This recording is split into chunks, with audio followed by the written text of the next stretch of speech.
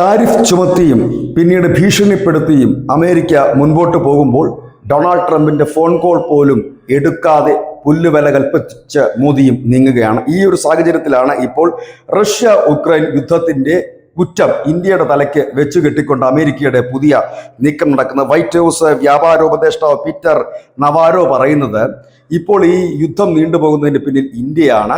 റഷ്യയുടെ കയ്യിൽ നിന്ന് എണ്ണ വാങ്ങി ഇന്ത്യ റഷ്യയ്ക്ക് യുദ്ധം ചെയ്യാനുള്ള പണം നൽകുന്നു. അതുകൊണ്ടാണ് സമാധാനം അകലെയായി നിൽക്കുന്നത്.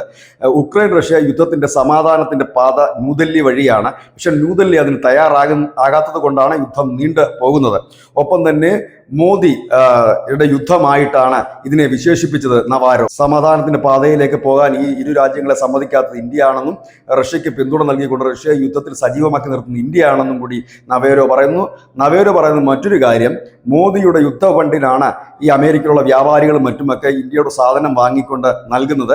അത് ഒഴിവാക്കാനാണ് താരിഫ് നൽകിയത്.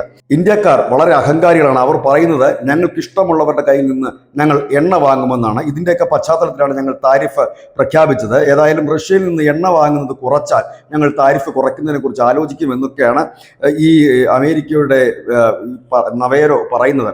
ഏതായാലും ഇപ്പോൾ ഈ താരിഫ് ചുമത്തിയത് റഷ്യയുടെ പക്കൽ നിന്ന് എണ്ണ വാങ്ങുന്നതിനല്ല എന്ന് ഇന്ത്യ പറഞ്ഞിരുന്നു.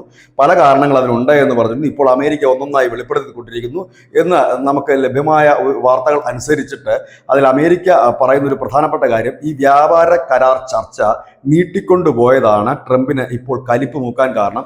മെയ് മാസത്തിൽ ഒപ്പിടേണ്ടതായിരുന്നു. പക്ഷേ ഇന്ത്യയുടെ നിലപാടും കടുംപിടുത്തവും മൂലം അത് നീണ്ടുപോയി.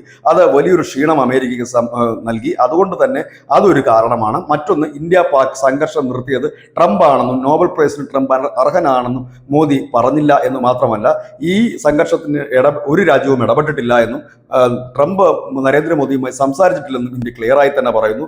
ഏറ്റവും ഒടുവിൽ ട്രംപിന്റെ ഫോൺ കോൾ പോലും എടുക്കാതെ മോദി നൽകുന്ന ആ ഒരു ദിശാസൂചിക തന്നെയാണ് ഇപ്പോൾ അമേരിക്കയെ നരേന്ദ്രമോദിക്ക് എതിരായി വ്യക്തിപരമായി പേരെടുത്തു പറഞ്ഞുകൊണ്ട് ആക്രമിക്കുക.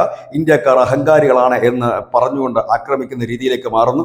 ആദ്യം താരിഫ് ചുമത്തി ഭീഷണിപ്പെടുത്താൻ നോക്കി, ഇപ്പോൾ മോശമായ വാക്കുകൾ ഉപയോഗിച്ചുകൊണ്ട് ഇന്ത്യ കടന്നാക്രമിക്കുന്ന രീതിയിലേക്ക് പോകുന്നു എന്നുള്ളതും വിചിത്രമായ കാര്യങ്ങൾ തന്നെയാണ്. ന്യൂസിന്റെ മലയാളം.